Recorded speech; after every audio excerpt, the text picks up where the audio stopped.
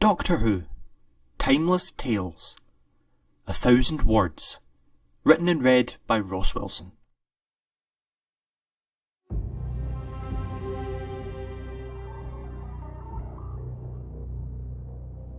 The Doctor was bored. Thoroughly bored. He'd been teaching at St Luke's University for, well, he wasn't sure how long, but it had felt like his entire life. It had seemed like a good idea at the time. If the Doctor really absolutely had to guard a quantum fold chamber for 1,000 years, he might as well spend those 1,000 years doing something worthwhile. And surely educating the youth of 20th century Bristol was worthwhile. Well, yes, but someone from Bristol could have done it. Did he really have to be here for 1,000 years? Was there really anyone who was that desperate to get their hands on Missy's dead body? Of course, she wasn't dead, but nobody knew that. Actually, who even knew she was in a quantum fold chamber in the first place? And who knew it was in Bristol? And anyway, what happened when the 1,000 years were up? Was he allowed to move on with his life? Was it suddenly perfectly acceptable for someone to steal Missy's dead but not actually dead body? Of course, the Doctor wasn't really there to protect Missy from intergalactic grave robbers. He was there to help her. But progress was slow. Some days she really tried her best, and other days she just sat there and glared. Today was one of those days, and even the Doctor's glares were no match for Missy's. There wasn't much he could do, so he went back to his office. And then he looked up to find a young woman sitting at the other side of his desk. She seemed to be waiting.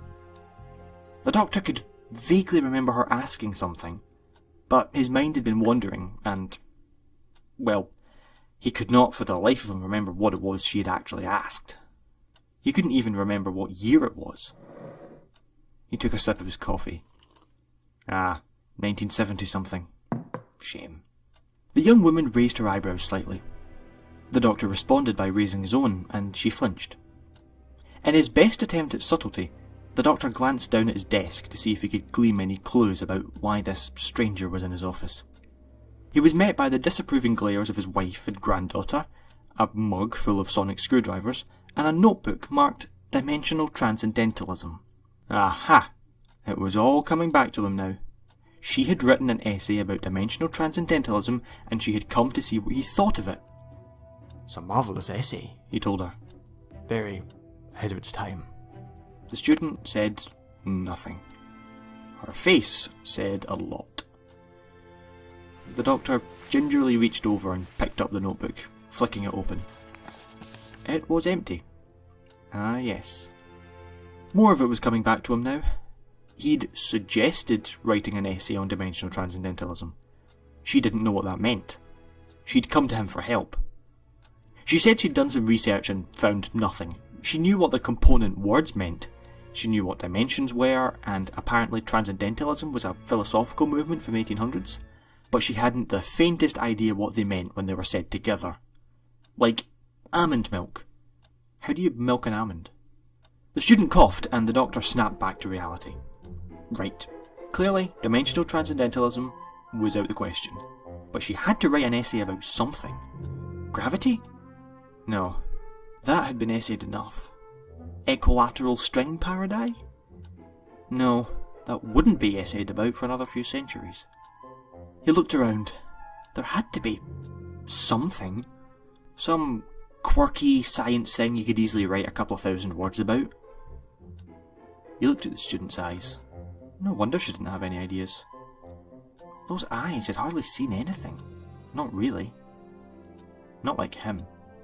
His eyes had seen far too much. Sometimes he wished he could unsee it all. Not only would the bad bits be gone, but he could experience the good stuff all over again. He missed that feeling of wonder, of discovery. Nothing was new to him anymore. But this student, she still had the entire universe left to see. Someone really ought to show her. Actually, no. Maybe he shouldn't. He didn't even know this person's name. And technically he wasn't supposed to leave the university under any circumstances, especially not with a human in tow. Maybe he should do the responsible thing. The Doctor leapt to his feet and bounced over to the TARDIS, which had been sitting idly in the corner for the last, well, however long it had been. The student watched the Doctor go, a bewildered look on her face. The Doctor reached out a hand to open the police box door, then paused. It was locked, and Nardole had taken the key. Damn. Oh well. He reached into his pocket, took out the key, and thrust it into the lock.